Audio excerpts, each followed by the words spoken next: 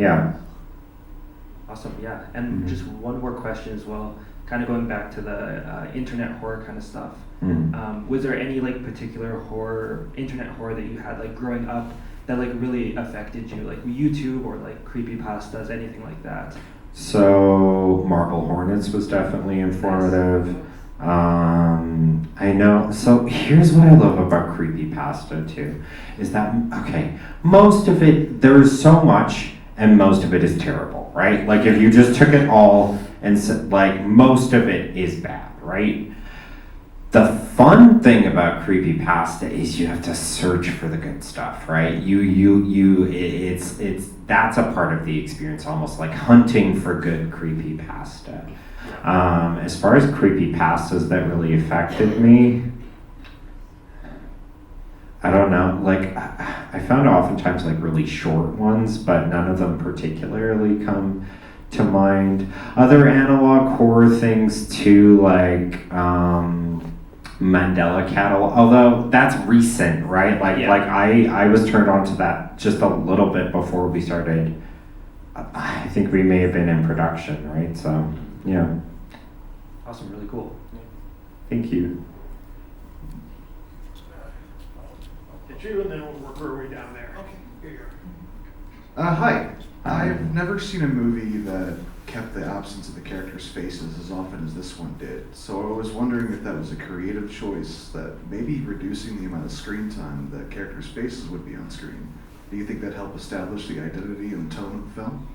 Yeah, like absolutely. So originally that whole thing was something I developed on my YouTube channel because I didn't have access to actors, and when I did have access to actors, they were me or my friends or my partner, right? So I had to obscure the face because this person would keep reappearing and they couldn't necessarily perform and it would crush the atmosphere. So over time, I realized this actually kind of works. Maybe I can turn it into, maybe I could do a whole feature like this, right? And then I also kind of fell in love with the concept while doing my YouTube shorts because it's kind of uncanny, it's strange, and you have to focus on things you don't usually have to focus on in movies. You have to really focus on just the tone of their voice if they say anything, or their body language, or the environment around them, right? We are so married to the close-up since the beginning of cinema that I thought it would be cool to kind of play with that a little bit. Not that I'm the only one who has played with that, but it was really fun. Mm-hmm. Yeah, of course. This is just for me. 572 days? Oh, yeah, I can't. So I gotta guess. I just wanted to, okay, at some point I'm like, okay, you need to pick a number of days. What's a witchy number? And I was like, okay, it can't be 667. 572, okay. Da-da-da. And I typed it out, I'm like, it looks good there. 572. Yeah. Hello. Hi. The film industry in Edmonton and Alberta in general is pretty small. It's a pretty tight circle. I would I would just like to know your experience in breaking out of that and how you found this overwhelming support for this movie. I always get nervous talking about this just because, okay, I don't, there's two things I don't want to happen. Number one, I don't want people to necessarily measure their experience with my experience because it's wildly different for everyone. And I did kind of have a Cinderella situation happen with this movie in a very strange way. And also I don't want there to be a pull yourself up by your bootstraps dialogue about this movie because I had a ton of people around me supporting me help make this movie. With that being said, my experience, so just basically the way the movie broke out into the mainstream was, first off, we got into a major film festival, Fantasia. And even that was not a given. So the woman who programmed our movie at Fantasia she said she was the third desk it landed on at that film festival. Like, it could have almost not played. And then from that, we got our Shutter deal, and that was really key, right? Like, if we didn't get in a huge film festival, I don't know if we would have gotten our Shutter deal. And then right around Halloween, we got leaked from a European festival and became viral. So, like, a lot of happy accidents happened to have me sitting here today. And then once Shutter picked it up and once it went viral, then I had like Hollywood support me and all these resources that I wouldn't have. So once that happened, it was quite, like, there was obviously difficulties, but there was a ton of support around me, and I feel incredibly guilty because it is so hard to get there, and to me it almost felt like an overnight story. And I think I've been rambling. So, okay, what could you ask a follow-up or reiterate your question again? I'll just ask something Yeah. relating to that question. Okay. Although you shouldn't feel guilty because your hard work has paid off and you should be proud of that. Okay. How has your experience in the Edmonton film scene been so So- far? Well, up until this point, I would say it's been fairly good. There was a lot of things that helped. I was one of the video consultants at VizTech for years, so I knew a lot of video people through that. I went to film school here at NAIT, so that certainly helped. I would say in general, and you'll occasionally hear someone say, oh, the film scene here is cliquey. Every film scene is cliquey. Like, I have Zoom meetings with people in New York and LA, and there's like clickiness in that, right? But I would say for the most part, the Edmonton film community is wonderful. And like, even when I was just doing my YouTube channel, there were a lot of people who were excited about what I was doing. When I started crowdfunding, this point was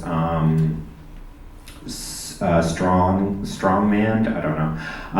And then the film community is great here, but with that being said, there are some assholes in the community, and I don't talk to them.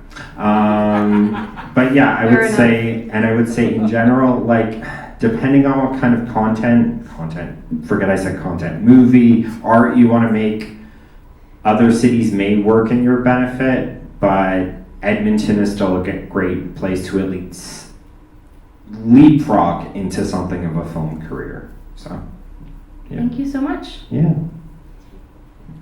This gentleman has a question. Gentlemen. Yeah.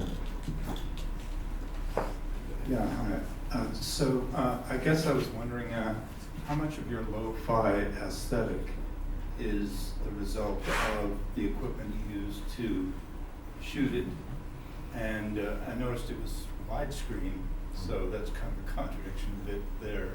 But, and I have a specific question about the scene you mentioned with the socks on the carpet. Okay. I wondered whether you recorded those sounds separately and then synced them with the footsteps, or whether you had a shotgun mic or something to get that really unusual sound. So all of the lo-fi was done in post. We used a super modern 4K RAW Sony cinema camera called the FX6, and then I had to build all the look in post, and it's much harder than you think to get video to look like, or like new 4K footage to look old, even if it's a cinema camera, even if you have a competent DP.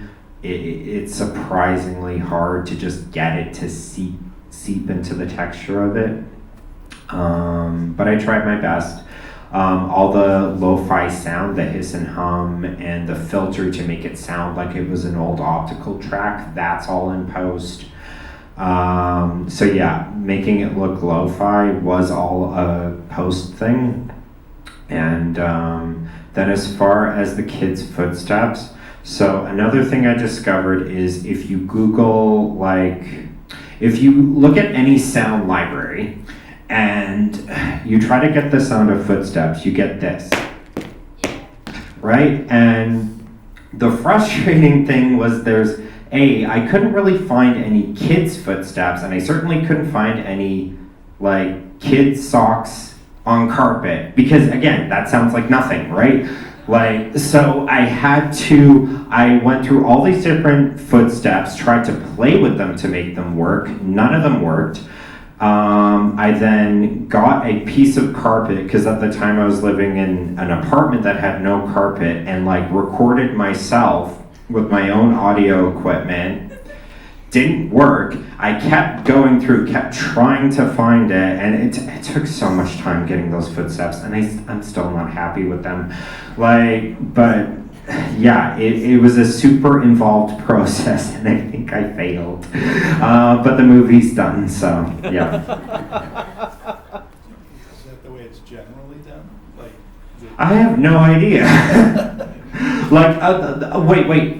There is, okay. I have heard that footsteps are notoriously frustrating to get to sound right and to read right, because footsteps are just weird and finicky, and what we expect from a movie and what we hear in real life are completely different. So it's this cognitive dissonance too. So yeah, footsteps in general are known for being difficult. Hi again. Hi, it's me again. Hi. Hi. Somewhat of a personal anecdote into my question here. I myself am a stage actor, and so I know what it's like to work with very young children and how difficult that can be.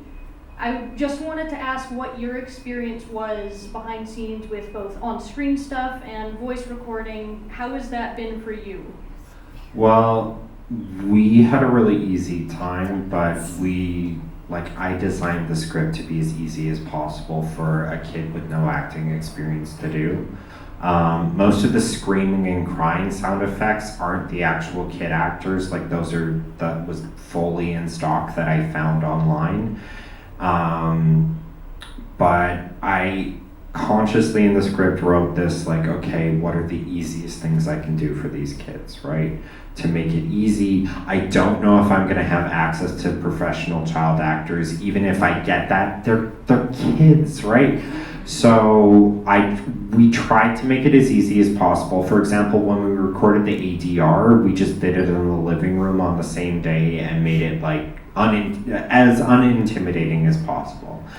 And the thing is, if you aren't a jerk and make it easy for them and are like good at like improvising. So like originally in the movie you were supposed to hear Kevin hum Twinkle Twinkle Little Star after Kaylee disappears, and we got to Lucas and he just had never heard of this song, which I thought was like a universally known thing. So we're just like, okay, I guess that's out of the movie. And then outside of that, like, if you make it easy and fun for them without talking down to them, it can be incredibly rewarding. Like, at the end of it, they didn't seem upset by it, they didn't seem too tired or annoyed.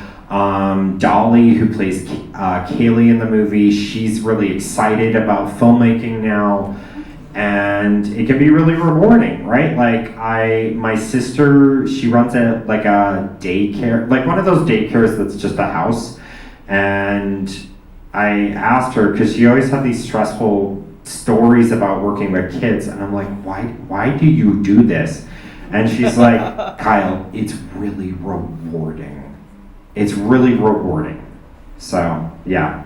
So, in a nutshell, working with kids, difficult, not as difficult as you would think if you're not a sociopath, and I would do it again. So, yeah. I'm trying to remember, I had something else.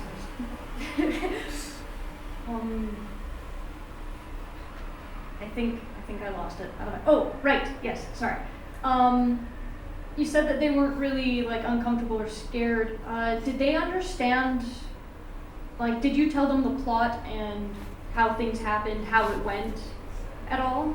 So I gave them just the broad, because I felt I should explain in broad terms what the movie was about. I couldn't just be like, okay, walk to the end of the hall and back, like without at least explaining, okay, so do you guys like scary movies? I'm like, okay, so this is a scary movie. You guys play brother and sister, and I basically gave them the broad strokes of it.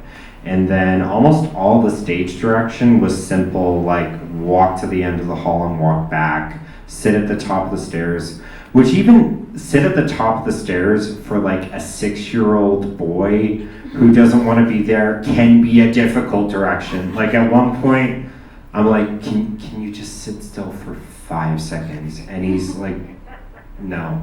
And like almost as if like I swear he was almost gonna say, buddy, I'm 6 years old. What do you expect? But yeah, they had a vague sense of what the movie was about, like in like a 2 or 3 sentence synopsis. I think I said there's a monster or something, and then everything else was just stage directions were fairly easy, and for all of the dialogue, I literally just gave them a line reading, which I know you're not supposed to do, but they're kids, so yeah. Thank you very much. Awesome. Hi. Hi. I just have a quick question because every time I've talked to somebody about SKINMARINK, their first question is always, why the name? And I've heard lots of theories posited as to why it's called that, but I'd love to hear your reason or non-reason. Yeah, so there's a story behind it. So I was trying to think of a working title for the movie, and I was watching an old Elizabeth Taylor movie from the 50s, and in it there's a birthday scene where the kids are singing SKINMARINK, and I'm like, that Sharon, Lois, and Bran came up with that, why is it in a 50s movie? And then I looked up the history of it and found out it's like a turn of the century song that no one knows who originally wrote it, and also there's even different versions. So in America it's typically called SKIDMARINK, and in the UK they have a slightly different pronunciation, and Sharon, Lois, and Bram really kind of popularized it, and it stuck in my head, and I'm like, okay, interesting sounding word, could be kind of creepy sounding, super nostalgic, has a childlike quality, personal to me and personal to others, working title, right? And it just stuck. So, yeah. Cool. Yeah. And also like a nonsense word, right? So.